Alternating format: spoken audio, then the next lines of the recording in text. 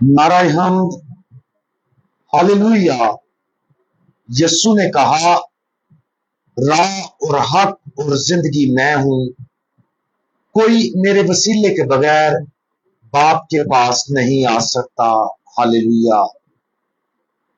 आज हम अंजील मुकद्दस बामुताबिक मुकद्दस यूहन्ना उसका 14वां बाब और उसकी आयात 4 से 6 पर ध्यानो ज्ञान करेंगे। और आज हम बाप की तरफ रास्ता इसके बारे में सुनेंगे। और जहां मैं जाता हूं तुम जानते हो, और वहां की राह तुम जानते हो।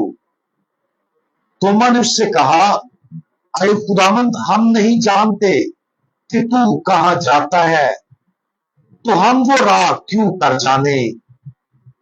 यीशु ने उससे कहा, राह और हक और जिंदगी मैं हूं, कोई मेरे वसीले के बगैर बाप के पास नहीं आता। खुदावंद यीशु मसीह ने वसीलों और इखलाकी तालीमात के अलावा गहरे इसरार और रमूज को बराह रास्त आश्कार किया, जिसे वो फौरी तौर पर नहीं समझ पाए। और यही आज की अंजील मुकद्दस का सियाको सबाक है।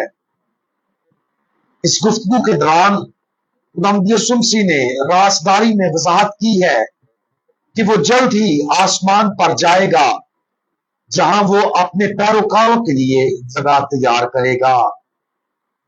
वो वजाहत करता है कि चूंकि वो उसे जानते हैं, वो उस रास्ते को जानते हैं जहां वो जा रहा है, यानी कि बाप का रास्ता, क्योंकि वो खुद रास्ता है। जैसे कि खुदावंद यीशु मसीह ने ये पुर इसरार सच्चाइयां बयान की, हम तसव्वुर कर सकते हैं कि 12 अभी भी उलझन के साथ लेकिन ध्यान से सुन रहे हैं।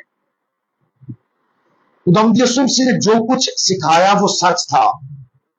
अनाजील में दर्ज उसके अल्फाज हम पर गहरे इलाही इसरार को जाहिर करते हैं।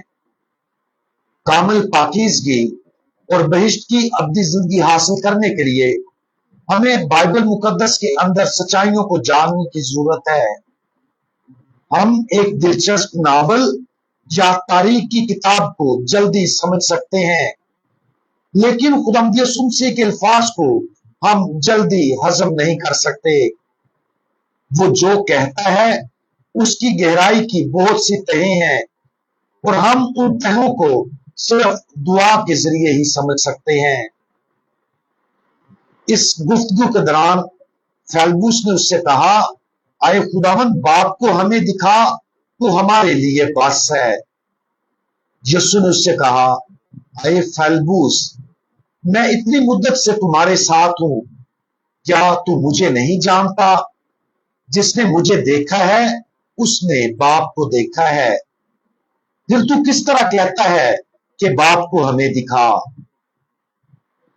खुदावंद यीशु मसीह के जवाब ने मुमकिन तौर पर फेल्बुस और दूसरे शागिर्दों को हैरान कर दिया, क्योंकि वो नहीं समझते थे कि वो क्या कह रहा है। उनकी नीयत अच्छी थी, वो समझना चाहते थे, लेकिन खुदावंद यीशु मसीह के अल्फाज उस वक्त उनकी समझ से बालातर थे। इसके बावजूद खुदावंद यीशु मसीह ने नरमी से फेल्बुस को डांटा, ताकि वो फेल्बुस को उस भेद की गहराई में ले जाए जो यीशु जाहिर कर रहा था। खुदा अक्सर हमारे साथ भी ऐसा ही सलूक करता है। बहुत सी ऐसी चीजें हैं जो हम नहीं समझते। मिसाल के तौर पर, मासूम लोग क्यों अजियत में मुब्तला हैं? खुदा हमारी दुआ के जवाब में हमारे प्यारे को शिफा क्यों नहीं देता? हमारे बच्चे अब ईमान में क्यों मजबूत नहीं हैं? हमें अपनी जिंदगी के साथ क्या करना है?